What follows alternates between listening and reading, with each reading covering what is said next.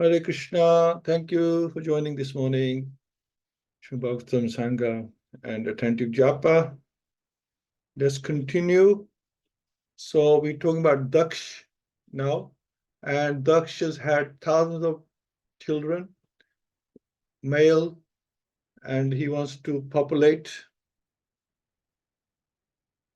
And that was his empowerment. But let's see what happens.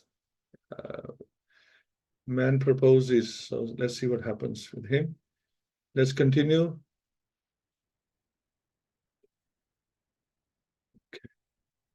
So today's title is Nārada Muni cursed by Prajāpati Dakṣa.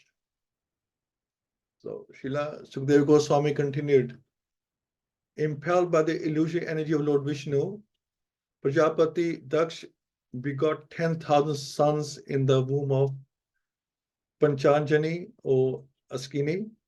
My dear king, these sons were called the Hari Ashvas. My dear king, all the sons of Prajāpati Dakṣa were alike in being very gentle and obedient to the orders of their father. When their father ordered them to beget children, they all went in the western direction. So they were very obedient. So father says, you have to get married, you have to have children, even though they probably didn't want to do that, but because it was their father's order, they didn't question it and they started the process. In the west, where the river Sindhu meets the sea, there's a great place of pilgrimage known as Narayan Saras. Many sages and others advanced in spiritual consciousness live there. In that holy place, the Hari Ashvas began regularly touching the lakes, waters, and bathing in them, gradually becoming very much purified. They became inclined toward the activities of Paramahansas. Nevertheless, now this is the thing, nevertheless, because their father had ordered them to increase the population, they performed severe austerities to fulfill his desires. So it was not their desire, it was their father's desire. One day, when the great sage Nārada saw those boys performing such fine austerities to increase the population, Nārada approached them. Because Nārada realized that these boys, they were candidates for going back home, back to Godhead, getting liberation. But what are they doing? Because their father has told them they are going to get entangled even more in material life by having wives, having children, just everything material, But whereas they were ready to go back home. So let's pray. Om Namo Bhagavate Vasudevaya. Om Namo Bhagavate Vasudevaya. Om Namo Bhagavate Vasudevaya. Mukham Kroti Vachalam Pangum Langyate Garim Yat Kirpata Bhamandeshi Gurindin Taranam Paramananda Madhachi Neshram Narayam Namaskritya Naram Cheva Narotamam Devim Saraswati Vyasam Tatojayam Uduriyat Nashta Presho Abhidareshu Nityam Bhagavat Sevya Bhagavati Uttam Shloke Bhakti Bhavati Neshtiki. So, having seen this, the great sage Nara said, my dear Hari Ashvas, you have not seen the extremities of the earth. There's a kingdom where only one man lives and where there's a hole from which, having entered, no one emerges. So he started hinting to them now. A woman there who is extremely unchaste adorns herself with various attractive dresses, and the man who lives there is her husband. In the kingdom, there is a river flowing in both directions, a wonderful home made of 25 materials, a swan that vibrates various sounds, and an automatically revolving object made of sharp razors and thunderbolts. You have not seen all this, and therefore you are inexperienced boys without advanced knowledge. How then will you create progeny? So Nārada Muni saw that the boys known as the Hari Ashvas were already purified because of living in that holy place and were practically ready for liberation. And what were they doing? Going back home to get married.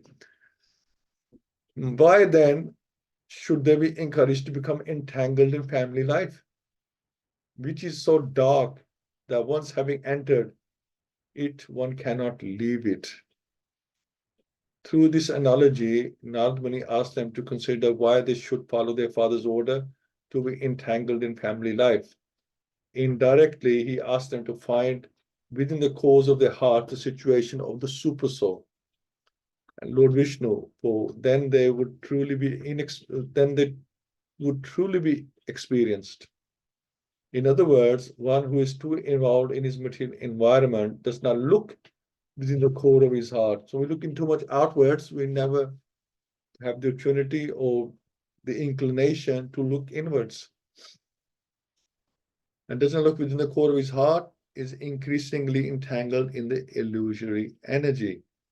Nārada Muni's purpose was to get the sons of Prajāpati Dakṣa to divert their attention towards spiritual realization instead of involving themselves in the ordinary but complicated affairs of propagation.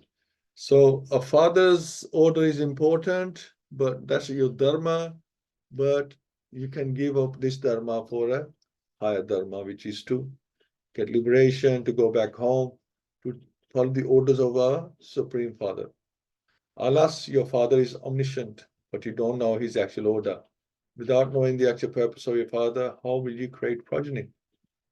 Sri Shukdev Goswami said, hearing these enigmatic words of Narada, the Hari Ashwas considered them with their natural intelligence without help from others.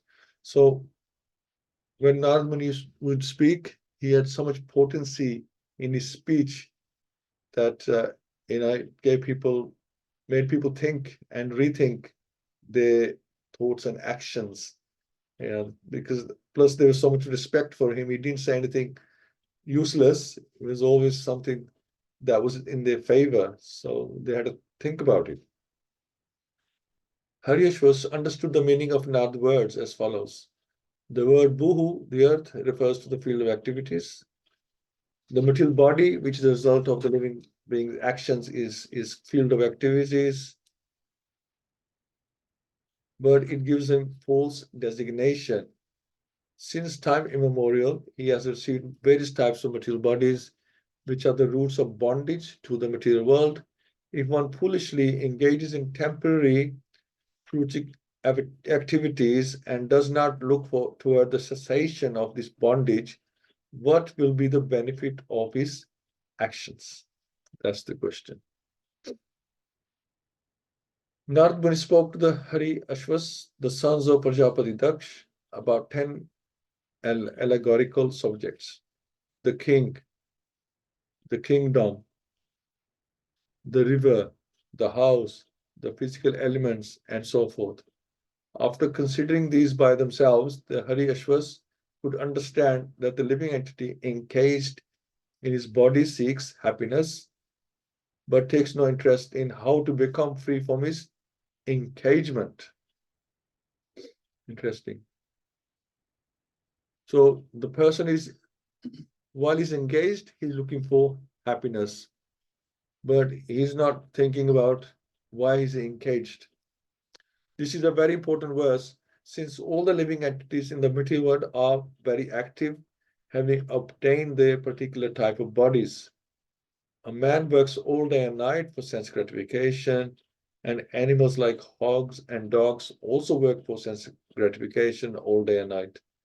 Birds, beasts, and all other conditioned living entities engage in various activities without knowledge of the soul encased within the body, especially in the human form of body. One's duty is to act in such a way that he can release himself from his engagement. But without the instructions of Narada or his representative in the disciplic succession, people blindly engage in bodily activities to enjoy Maya Sukha, flickering temporary happiness. They don't know how to become free from the material engagement. And you can only do that in material body because we have the intelligence, we have the consciousness. Rishabhadev therefore said that such activity is not at all good, since it engages the soul again and again in a body subjected to the threefold miseries of the material condition. So that's the reason. The Haryashvas, the sons of Prajāpati Dakṣa, could immediately understand the purport of Narada's instructions. Our Krishna consciousness movement is especially meant for such enlightenment. We are trying to enlighten humanity so that people may come to the understanding that they should work hard in tapasya for self-realization and freedom from the continuous bondage of birth, death, old age, and disease in one body after another. Maya, however, is very strong. She is expert in putting impediments in the way of this understanding. Therefore, sometimes one comes to the Krishna conscious movement, but again falls into the clutches of Maya, not understanding the importance of this movement. So we have always been pulled by the Maya like gravity. It's always pulling us down. How to elevate ourselves? And we need some special blessing. We need some special endeavor to do that. If you are just lying, on the margin, then there's possibility of going towards Maya rather than spiritual life. Nārada Muni had said that there is a kingdom where there is only one male. The Haryashvas realized the purport of this statement. The only enjoyer is the Supreme Personality of Godhead, who observes everything, everywhere. He is full of six opulences and fully independent of everyone else. He is never subject to the three modes of material nature, for he is always transcendental to this material creation. If the members of human society do not understand him, the Supreme, through their advancement in knowledge and activities, but simply work very hard like cats and dogs all day and night for temporary happiness, what will be the benefit of their activities? So we're just looking for temporary happiness, working really hard, spending so many hours for that little happiness.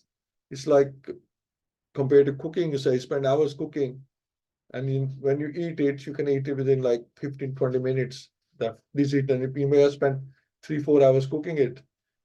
And it's like that. So we spend so many hours working hard just for the little enjoyment, which is still temporary. Nārada Muni had described that there is a will or a hole from which, having entered, one does not return. The Haryashvas understood the meaning of this allegory. Hardly once has a person who has entered the lower planetary system called Patal been seen to return. So that's a very dangerous situation. It's hard enough trying to get out of this planet, which is relatively not so bad. Okay, he has his good days, although it's a miserable place. Dukhalam Shashvatam.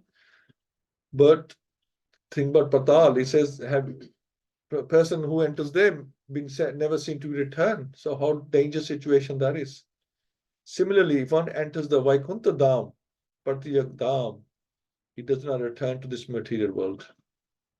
If there is such a place from which, having gone, one does not return to the miserable material condition of life, what is the use of jumping like monkeys in the temporary material world and not seeing or understanding that place? What will be the profit? Now, if one can properly understand Krishna, who has already been described as the Supreme King, he does not return here after giving up his material body. This fact has been described in this verse of Srimad Bhagavatam, Puma Nevati Yat Gatva. He does not return to this material world, but returns home back to Godhead. To live in an eternally blissful life of knowledge, that's how we be. Why do people not care about this? What will be the benefit of taking birth again in this material world? Sometimes as a human being, sometimes a demigod, and sometimes a cat or dog. What is the benefit of wasting time in this way? Krishna has very definitely asserted, Bhagavad-Gita 8.15, Mam apetya puna janma dukhalyam shashvatam napnuvanti mahatmana samsiddhim paramam gatha. After attaining me, the great souls who are yogis in devotion never return to this temporary world, which is full of miseries because they have attained the highest perfection. One's real concern should be to free himself from the repetition of birth and death and attain the topmost perfection of life by living with the Supreme King in the spiritual world. In these verses, the sons of Daksh repeatedly say, Kim asat karma bhavet. What is the use of impermanent fruiting activities? So, seems like there's grades of happiness and there's grades of distress. And I guess if you go to the lower planets, especially Patal Lok, there'll be so much distress, you will not have time to worship the Lord. You're just suffering. If we have a disease, or we are in pain, or we are very hungry, we don't have the inclination to think of Krishna in a good way. We might think of him in a way that, why are you doing this to me? Like a victim or somebody who's complaining, but not in a worshipful devotional mood. We can't get the devotional mood when we are suffering, right? So Patal Lok, you'll never have the opportunity to serve Krishna, to think of him in a devotional way. And so how will you get out of that situation? So at least this planet, there is a mixture of happiness and distress. So we have the opportunity to do our devotion service. Nārada Muni had described a woman who is a professional prostitute. The Hariashvas understood the identity of this woman. Mixed with the mode of passion, the unsteady intelligence of every living entity is like a prostitute. So the unsteady intelligence is described as prostitute, who changes dresses just to attract one's attention. If one fully engages in temporary activities, not understanding how this is taking place, what does he actually gain? So karmis change the professions at any moment, but a Krishna conscious person does not change his profession. For his only profession is to attract the attention of Krishna by chanting the Hare Krishna mantra and living a very simple life. Without following daily changes of fashion, the dress of a Vaishnava with a shaved head and tilak, they are taught to be always clean in mind, dress and eating in order to be fixed in Krishna consciousness. What is the use of changing one's dress, sometimes wearing long hair and a long beard, and sometimes dressing otherwise? This is not good. One should not waste his time in such frivolous activities. One should always be fixed in Krishna consciousness and take the cure or devotion service with firm determination. So Nārada Muni had also spoken of a man who is the husband of the prostitute. The Hariashvas understood this as follows. If one becomes a husband of a prostitute, he loses all independence. Similarly, if a living entity has polluted intelligence, he prolongs his materialistic life. Prostituted by material nature, he must follow the movements of the intelligence, which brings various conditions of happiness and distress. If one performs fruitive activities under such conditions, what will be the benefit? Polluted intelligence has been compared to a prostitute. One who has not purified his intelligence is said to be controlled by that prostitute. As stated in Bhagavad-Gita, Vya Visatmika Buddhi Eke Kurunandana. Those who are actually serious are conducted by one kind of intelligence, namely intelligence in Krishna consciousness. Bahushakahi anantascha buddhayo vyavasayinam. One who is not fixed in proper intelligence discovers many modes of life, thus involved in material activities. He is exposed to the different modes of material nature and subjected to varieties of so-called happiness and distress. If a man becomes the husband of a prostitute, he cannot be happy. And similarly, one who follows the dictations of material intelligence and material consciousness will never be happy. So here, Nārada Muni try to explain, because these 10,000 Haryavashyas are inexperienced in life, so they cannot recall any situation in their life like that. So Nārada Muni is telling them through allegories something they may understand, that look, it's like this. This is the situation, that if you allow your intelligence to just roam, it will be controlled by the three modes of nature. And when you are controlled by the three modes of nature, then you have no control of your own. You're constantly being pulled in one direction or another, depending on first of all, your predominant mode. We all have a predominant mode. And then from day to day to have other modes may influence you as well. But most of us have a predominant mode, which shows our character, our behavior in general, that people can sum up saying this person is like this. That's a predominant mode. Yeah, if you're very active, very too ambitious in material life, like that, then we know that this person is in the mode of passion. If you are so lazy and trying to avoid things, trying to avoid work, and a little bit maybe dull in intelligence, then you could say that this person is in the mode of ignorance. It's not really trying to do anything. And then we have people who have a lot of knowledge. They have hunger for knowledge, especially spiritual knowledge, mode of goodness, which is the right mode to be in, because that is the right mode to understand Krishna consciousness. If you are too passionate or too ignorant, then you cannot understand spirituality. Just, you're mentally, you're not ready for it. So you have to bring yourself to the mode of goodness.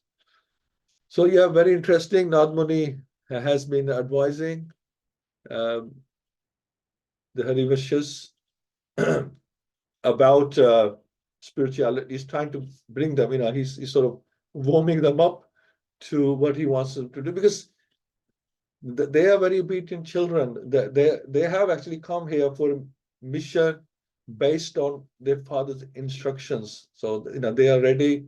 They want to go back and please their father, follow his orders, and they already probably have a picture in their mind what they're going to do. Now, to completely change their mindset and their consciousness and thinking, Nārada Muni, slowly, stage by stage, will bring them to his way of thinking. So it takes time. But he has started the process. So thank you all so very much. Ishani Mataji, Jai Prabhu, Praveen Mataji, Pundikaksh Prabhu, and Sarveshri Mataji. Thank you for joining. Love to get your point of view on this. We'll start with Sarveshri Mataji. Hare Krishna Mataji. Hari Hari Bol.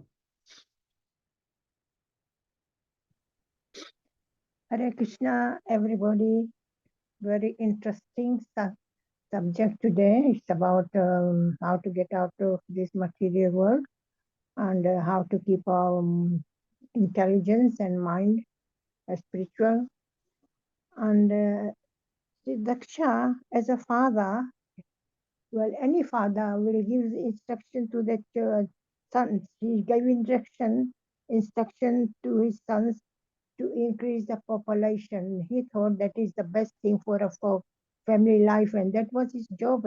Daksha was supposed to just, he was seeing only one way, one track.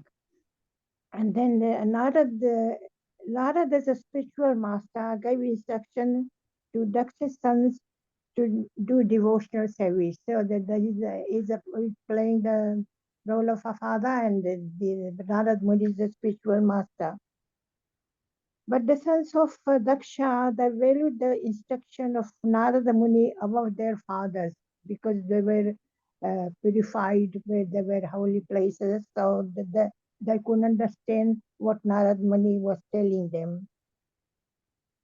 And by the mercy of Supreme Lord, one can find spiritual master. It was because they were purified, and it was the mercy of Krishna, so they can meet. Just like Radha Parishit met Sukdev Goswami, it was the mercy of Krishna.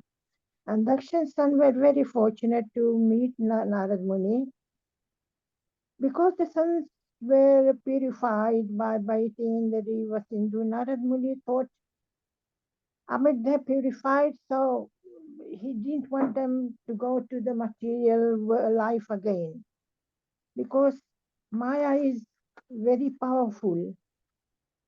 It entangles the few in this material world. So Krishna says in Bhagavad-Gita how to get out of this material, because Maya is very powerful. He says, Devihi Esya Ginmai Mama Dutya Mam Ev Itaran Padam Tanti Mayam Etam Tarantite. The divine energy of mind, consisting of three modes of material nature, is difficult to come, but those who have surrendered unto me can easily cross beyond it. So that's the Nārada Muni wanted them, Prajāpati's Daksha's son, to surrender unto Krishna. And if we do fruitic activities in the family life, we will never get out of the bondage from birth and death and old age, disease, and this is the misery of this material world. So we can take shelter of the spiritual master and Krishna. And what the sons of Daksha they did, Daksha was, he was Prajapati, but he was little bit lacking knowledge of about spiritual realization. He thought it's the best to propagate the population, but he never thought of spiritual life for his sons. In general, people think of the body, they look after the body, they think the body is more important than the soul. But the soul is important. Your soul, I mean, it will take your mind until they take the next body. And the intelligence is very, very powerful, and it's very important as well, because through intelligence we know what is wrong, what is right. And this I was reading that says this material intelligence, lusty intelligence, it influences the spiritual soul, and then the soul they start identifying that this is my body, this is my house, this is it is that this intelligence influence the spirit soul, and then it the soul get conditioned. So we have to purify our intelligence, and because intelligence is higher than mind, and as I said, this world is not fit to live. So Krishna always says to come back, and he gave instruction in Bhagavad-Gita how to go back to him. So we try to follow the instructions of Krishna and try to get out of this material world. That what Nārada Muni's purpose was for Daksha's son, to not to get into material life and to go back to Godhead. Hare Krishna. Hare Krishna. Thank you so much, Mataji. Yes, just spiritualize the intelligence is very important, like you said. But if we can spiritualize that intelligence instead of letting it run like a prostitute is mentioned here. So if he's in a material mode, the intelligence then is like prostitute. But if that intelligence can be controlled by the living entity, spiritualizing it then becomes like a chaste wife or husband, whichever way you want to look at it. So like that. And I'm just thinking that when one is ready or becomes qualified to go back home, then Krishna sends his representative, just like he has done for us. So we hope that we are becoming qualified as well. We're becoming qualified. Krishna sends us a guru. Similarly, with the Haryashvas, Krishna has sent him Nārada Muni to them because he sees that they are ready ready for going back home, and Krishna doesn't want them to get entangled once again and lose the opportunity. So he sent them their spiritual master who met them and guided them. So let's see what happens. And another thing is that from the point of Daksh, this is something we also do in our lives. So the Srimad Bhagavatam, he has the answer for everything, any situation we get into, just like Bhagavad-Gita. This is a bit more advanced, that we can learn so much from these scenarios and pastimes. So like Daksh, he has his ambition, he has empowerment, he has his duty, but he's pushing his ambitions onto his children. This is what we do, right? Something that we want to do, that we are really feel focused on, feel strongly about. We also force our children to do the same because we think that's the right thing to do. It's not our fault. We think that's the right thing to do. That is the way forward. That's the best we know. Even a thief would teach his child to steal because he thinks that then he can make a living, just like I'm making a living, he can make a living. So the parents mean well, they can only teach you what they know. So Dakshi is thinking, is that oh yes, this is the way to go. This is the way to please my father. He's trying to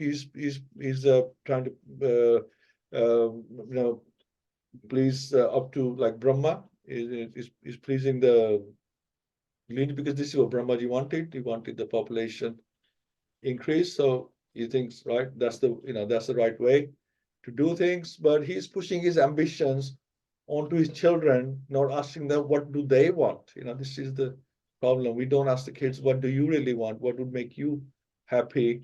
Or you think will be right for you? At least give them an opportunity to discuss. Sometimes we can push our own ambitions and thoughts onto our children. Radharani, you want to say something on this? Yeah, Hare Krishna, everyone. I just wanted to add to what you were saying, that as human beings, we are so ready to impose our unfulfilled desires, which we haven't been able to achieve in this life, or which we feel are the common, the present fashion in the society. Oh, our children should also achieve that. We don't look at their abilities, we don't look at their inclinations, their strengths. And even I was thinking that in the spiritual life as well, once we come to spirituality, most of the parents are very eager to just push their whatever they have learned on their children. But it shouldn't be the case. I think you should be very gentle with the children. Even if you want to introduce the spirituality to them, you can't just impose, whether it's material inclinations or spiritual. You have to be very gentle. You have to uh, think of them as very, very soft bed of in the garden, which has to be nurtured, very fragile, which has to be nurtured very gently. And you have to be a good role model around them. You should be so good yourself that anybody who sees you, never mind your children or anybody in society or in your family, they just get attracted to your qualities and they want to copy. This is what's happening in the material life, isn't it? People are just copying each other. They're just like sheep following each other without knowing. But our way of life as a devotee should be of a fully Krishna conscious person, that anybody and everybody, and even our children, they're too happy to follow that. We don't have to be like Daksha, whether it's pushing them into the material side of life or in the spiritual side of the life. And another thing which came to my mind hearing the class was, Maya is just like a vulture or an eagle, always has her wings, the span opened. Sorry, my bottle fell down. I think Maya scared her or scared me, whatever. Yeah, so Maya is just like a vulture, always eager to grab anyone who has got even an iota, a little grain of of hankering towards the material life. Maya is there to grab them. So I think at any given moment of time, we should balance the Maya and we have to have a little bit of Maya as well, because otherwise we won't be making a living in this life. We won't be looking after our dependents.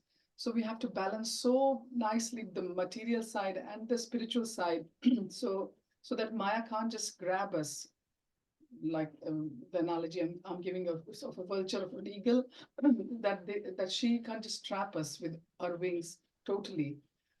She will just look at us and she will say, okay, they are nicely engaged in the bhakti of the Lord, so I have to leave them alone. So that is 2 points which I took away from today's So class. Maya becomes Lakshmi when it's used in the service of the Lord. So yeah, we need the Lakshmi to serve and we have to make a living, we have to survive, keeping body and soul together. So yeah, we use Lakshmi in the service. That's also because this is the instrument given to us to serve. So yeah, keep that It's together. indispensable. Yeah. Thank you so much. Okay. Pundrikaksh Prabhu. Hare Krishna. Hare Krishna, Hare Krishna Prabhuji, Hare Krishna everyone. I think this is the outstanding pastime for me. I mean, you read very nicely, Prabhuji, and there are so many points. To start with, the very first point you mentioned that the sons were very obedient. So in other purport of Bhagavatam, Prabhupada mentioned about first class, second class, and third class son. So first class son will understand his father instructions even without being told to him. Second class son, he will understand after being told, but at least he'll understand and do it. Third class son, even after hearing from father also, he won't react to it. So same applies to a first class, second class, and third class disciple. So when listening to lectures of Gurudev, you can actually understand what are the instructions of Gurudev directly from his lectures, from his behavior. But some people understand in a different way, and some people cannot understand even if they're really ignorant. And you mentioned about they're already ready to go back home, back to Godhead. So we are very fortunate to be in Krishna conscious now. We have got good association. So at least from from this point onwards, we should not be like going back. It is a slow and steady, but at least make progress in Krishna consciousness, but don't go back now. And control your vacho vegam, manasa krodha vegam, control your all activities, actions, words, the thinking, willing, and feeling. Have a control on that. At least now we are in good association, fortunately, because of Srila Prabhupada. And in the other point, like karmis, they change the profession, but in Krishna consciousness, they don't change the profession. That's very nice point. I like it so much. In Ishopanishad's text too, I think Prabhupada mentioned that Maya, we see it as a danger, but actually Maya is working for Lord Krishna. So if somebody is very busy in the work, doing all 16, 20 hours only living for earning, Maya will force him to bring him to the Lord, either by taking him away from the job. Like we see a lot of the companies going down, they remove employees. So something may happen, and Maya will do something to get them back to Krishna consciousness. But if still they are not ready, then as Krishna said in Bhagavad-Gita, adogati, they will be pushed down to the lower hellish planets. And yeah, Prabhuji and Mataji, actually, you're not part of this japa session today, but I feel like we had all the things which we need from you and Mataji today. It's a continuation of we're reading 3 modes of material nature. So you have explained about mode of goodness, passion, and ignorance again in this. Thank you, Prabhuji. Hare Krishna. Just to add to Prabhu what you're saying, yes, Maya has produced artificial intelligence now. Maya says, okay, you want me so much, I'm going to give you my another avatar, artificial intelligence. I will take away all your all your jobs. So corporate world is under threat now. So people have to think, out of the box to reinvent their professions, reinvent their time, reinvent how they're going to earn their livelihoods in this material world. So Maya is working full time. So Krishna has employed Maya Devi. She's the right candidate to get, likes of us who are so much in want of, enjoying ourselves without the service of Krishna. Even as we might be thinking that we are bhaktas, but we know ourselves when we are alone by ourselves, how we spend our time. So Maya is working all the time on all of us.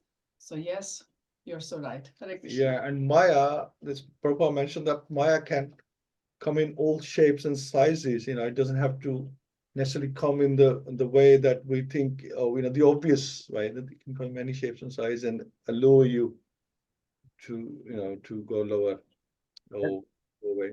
Yeah. So Ayambhaga Keshav Maharaj did a class on December 31st, and he took to enter Bhagavad-Gita by showing real-time examples. So in that, he mentioned about AI robotics now, which can answer, like when you log into bank account, automatically pop-up comes. You can ask any question. It answers your question immediately, not a person.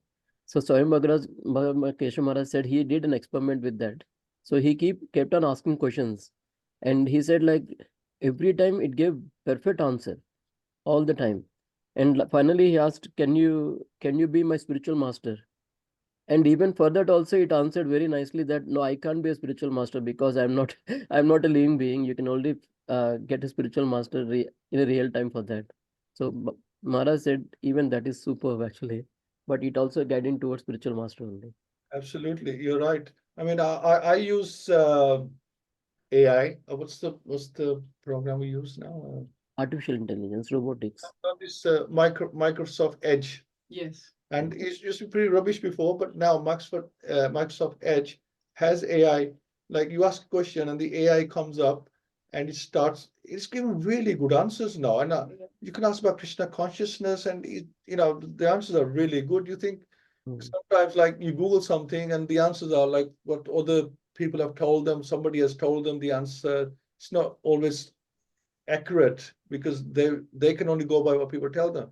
But this AI somehow he seems to know all the scriptures. He knows everything, and the answers are like most of the time spot on. And It's amazing. This co-pilot also come up on the search That's what I engines, mean, yeah. co-pilot. And it's like somebody somebody who is just like you sitting on the other side, just having. So I think we are going to be getting engrossed more and more by the Maya. People were just engrossed in their phones and everything. They are going to be engrossed pretty much wrapped around. We'll be wrapped around this AI properly. So we have to be very careful because we are devotees. So this is very testing time for me. This is how I see now. Thank you so much. Okay, Ishani Mataji, Hare Krishna. Hare Krishna, everyone. Dandavat Pranam. Very rightly discussed, Prabhuji, about Maya and AI. So I think mobiles and everything are agents of Maya as well. So as Maya, one cannot free himself from the clutches of Maya. He just gets trapped and thinks that, that's the real world. Similarly, the kids we can see today, they are so much engrossed in watching screen or in mobiles or gamings and all that, that when they come out of it, then also they are behaving like zombies, as if they are still in there and thinking about that always. What did they text their friend, and what were they playing on the game, and totally engrossed. That's like we can believe that it's a typical agent of Maya. So coming back to the text, I really like that analogy which Prabhupada gave, that comparing our intelligence to the prostitute and ourselves to a person who marries the prostitute. So, but then I was reminded of a prostitute going to Srila Haridas Thakur and getting initiated and taking Harinam and leaving everything and just surrendering. So similar thing we need to do with our intelligence, which sometimes it's not in our hands. So we need the blessings and the association of Vaishnavas, our Guru Maharaj, and Krishna himself. There's a very good analogy, one more analogy in 6.35. I was just reading. In that also, Prabhupada has compared, he says, mind, just a minute, I'll just take it out. Yeah. The individual is like a passenger in the car of material body, and intelligence is the driver. Mind is the driving instrument, and senses are the horses. So here also most important part of the car, most important person who is there in the car, who can drive us anywhere, is the driver, and the driver is the mind. So sorry, intelligence. So driver is the intelligence. So we can say that intelligence plays a very important role in where we land finally towards the positives or negatives. Thank you, Prabhuji. Hare Krishna. Absolutely. Yes, thank you. Yeah, absolutely understand. Yes, I like the point that even mobile phones and these games, they are agents of Maya.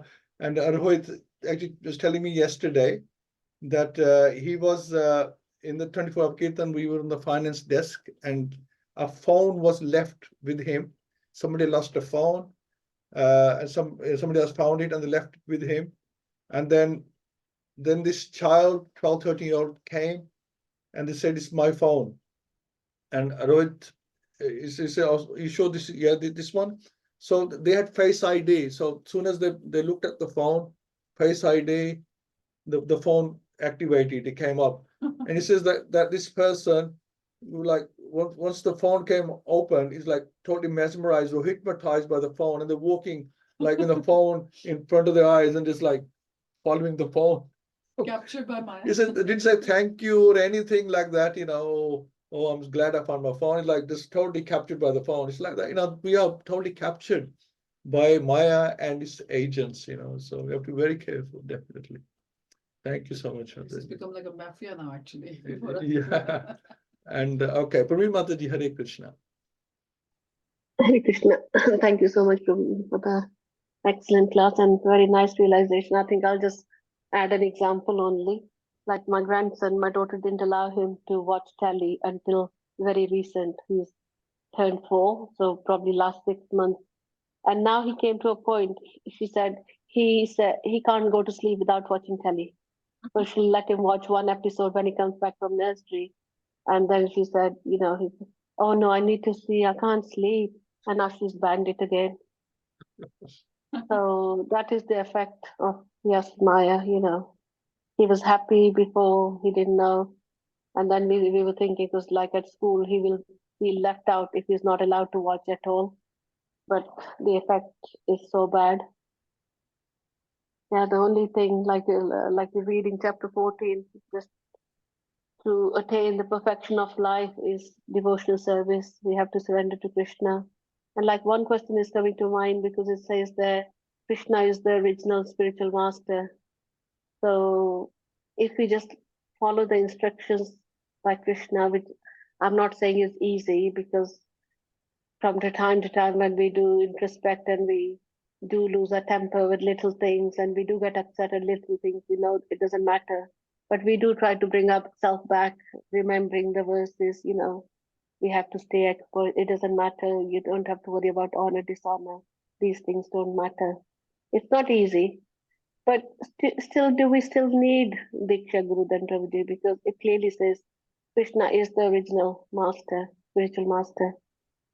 And then do we need Diksha Guru. So Mata, you're saying that we need the Diksha Guru also. Diksha Guru? After Oh, Diksha Guru. Diksha. Yeah, do we still need Diksha Guru? Yes. So if Krishna is the original spiritual master, and if we follow the instructions, because everything is in there, 700 verses given by Krishna. So can we perfect our life by following the instructions there? But can you understand the instructions? That's the first question. Because that cannot be understood by our conventional senses. We cannot understand it. The knowledge is passed down, the parampara, by realized souls. Only they can explain. We need explanation. We can read these scriptures, but we don't. We won't understand them. We might misunderstand them, and then we need association. It's very important. We need association to guide us, to keep us enthused, And instruction. right? To keep our faith and keep our devotion. It's very important. And Diksha is a system to connect us to Krishna through his representative. We have to go through that process to connect. We need a physical guru. A lot of people may disagree that we don't need a physical guru, but we understand from what we are following that a physical guru is very important. His instructions are very important. His mercy is very important. And further still, we cannot approach Krishna directly. We're not in a position to approach Krishna directly. We have to approach Krishna through the spiritual master. Everything we ask for, we ask it to him. We do the Pranam mantra to the spiritual master. He introduces us to Krishna. He takes some message to Krishna. We cannot approach Krishna directly. It doesn't matter what it says. There is this representative, which is called the spiritual master. And we have to do everything through the spiritual master. Another classic example, Srila Prabhupada got instructions from his spiritual master, Srila Bhaktisiddhanta Saraswati Thakur. Way back in the 30s, he was asked, please go and propagate Krishna consciousness in the Paschatya Desh, in the Western world, because others have failed, because your English is so strong and your mindset is so good, you can expand. The spiritual master can see the strengths of his disciples. So Krishna can't, it's like Maya has got her agents everywhere. Krishna has got his agents. So spiritual masters are like his agents. And if Srila Prabhupada hadn't come outside to, give the Krishna consciousness to the Western world, ISKCON would have never been formed. So you see how important is the role of the spiritual master. His instructions have to be followed. And by following his instructions, our Krishna consciousness is cemented in our hearts, and we can do so much for Krishna. It's only through the instructions of spiritual master, actually, you are living what Krishna wants you to live as. So this is, I always say when we meet that Mataji is like having 0, 0, 0s. You're collecting so many zeros, but you need to put a 1. And you will put a 1 when you get the Diksha, because then the spiritual master is going to connect you to the Parampara. We have to be connected to the Parampara. Yes. And then only you will see that magic will start happening in your life, because spiritual master is going to remove all the sins, all the impediments we have done, all the bad things we have done so far. After that, we will live nicely as per the instructions of our spiritual master. So having Diksha Guru is so important. It's just like having a certificate. Do all the courses. If you haven't got the certificate, nobody's going to recognize your qualification or give you a job or give you a business, so as to say something to do. So you can't earn without the certificate. So having Diksha is like the certificate, which is a bona fide, which connects us to the Lord directly. Hare Krishna. It's like a qualification, gives us a qualification basically. Qualification, we are Krishna's, we are, I think even the Vishnu Doots start recognizing us properly then. So you need a spiritual master. Somebody asked Prabhupada the same question, that we have all these books and everything. Why do we need association? Why do we need a spiritual master? And Sri Prabhupada says, yes, the books cannot twist your ear. When you're not reading properly, you're doing things properly. You need a spiritual master to discipline you as well. So we need that, and we need constant guidance. I understand the spiritual master, your Diksha Guru, is not always with you in person. His one is there. But the temple representatives, the people, the leaders of the temple are representatives of your spiritual master. So we always have the spiritual master physically present, but then you follow the instructions of the temple organizers, the people in charge. Or the sannyasi gurus of your spiritual master, they will carry on. Like His Holiness Gopal Krishna Maharaj has gone now. So what is going to happen is people who were waiting for the initiation, his sannyasi gurus, disciples, he has left instructions for them to, give the initiation, and they carry on the instructions of their spiritual master. So this parampara, this is why it's called parampara. It never ends. This linking, this lineage, and it's so important. And we don't just follow the Shastras, because like I said, we can't understand them ourselves. There's 3 things you have to follow: Sadhu, Shastra, and Guru. So you need all these 3 things, and you check and cross-check each one that you're doing the right thing. Sadhu, which is the devotees, like I mentioned, and the Shastra and the Guru. All these things must be together to the best. It's very difficult for us to get faith we're always doubting, always, trying to find some weakness in the system, that are we doing the right thing? Is this the right way? But Sadhu Shastra and Guru must be there. They have to And endorse. everything should be aligned. They should be saying the same thing. So yeah, it's very important, Mataji. Yeah, thank you so much. I have got 100% faith. It's just because, like my granddad, because I don't think he had a guru, but at the time he left his body, he was ready. He was discharged from the hospital. Everything, the barbers been to do the nails, hair, everything all nice and clean. And then he said to my aunt, he could hear the mridanga and the kartals. And then, like my Pua, she understood that, like probably he's leaving. And then she said, like, Pitaji say Ram, Ram, Ram, and that's it. And then my granddad was gone. So, but I know that he used to read the Bhagavad Gita. Like, he was a very, very pious, very nice man. He lived in England, never, my uncle would eat meat, but my granddad would stay hungry for like weeks because he didn't want to eat. So that's why, that's what's given me faith as well, Bhagavad Gita is the right thing, because I was very young when my granddad died. So that's why you have come into, Mataji, into this bhakti, because of your sukriti of your forefathers. So now it's up to you to start to take the level to even higher. So the coming generations are going to benefit even more than you. So this is what we are doing. We are doing hopefully better than our previous ancestors. And what we are doing, our children will be hopefully doing better. If we are doing better, then our children will be doing the best, and this thing will continue. So parampara coming from up, parampara going down into our families as well. This is how it is. Yeah, last week when Indradumni Maharaj, His Holiness, was giving Diksha, he was saying to all his new disciples that I will be there to introduce you to Srila Prabhupada. Take your hand. So I will take your hand and introduce you to Srila Prabhupada when you come to the spiritual world.